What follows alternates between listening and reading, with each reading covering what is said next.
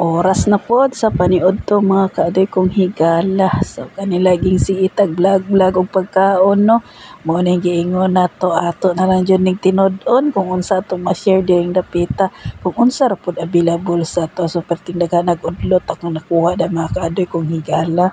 Ang plano jud nako ani sili ra man taong kuhaon tapos nainganyo man pod ko no nga perti pong daghan nag-udlot ako na lang pod gikuha kay kabalo man ko nga mapuslan Japon nako ni. So walay pagduha-duha magpanit na pod ta ani oh. Nato tay gitawag nga rades update din ang pipino no. Ato jud nang gipalit mga kaadoy kong higala kay nindot jud niya ato ang pagkatirada karon.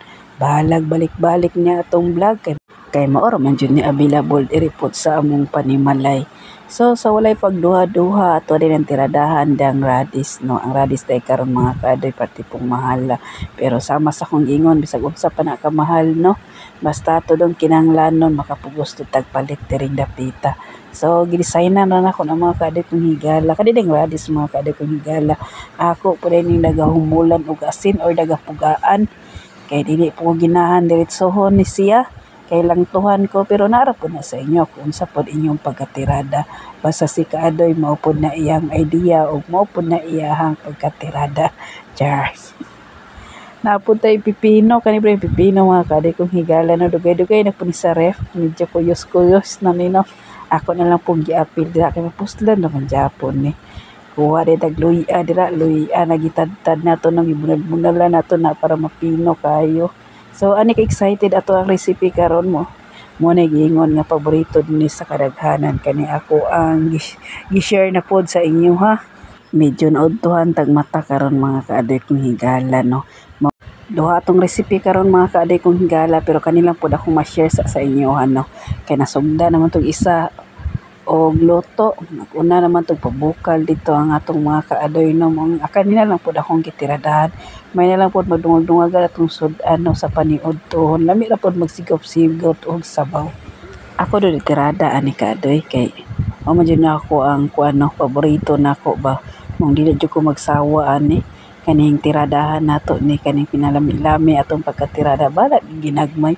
At least nga ato ang mga panglasa dira atong mga timplada okay kayo. So ako na din ukay-ukay di mga kaadoy kong higala. Timplahan na nako ni suka ug asin ug bitsin. Napoday tay lemon no nga lemon na pinuga nako daan. Perti pong lamia lagi atong recipe karon. So ato na lang timplahan mga kaadoy kong higala gidunod na pud nako ning radis no. Diri ukay-ukayon po nato ni human na po ako nagpuga mga kaadoy kong higala.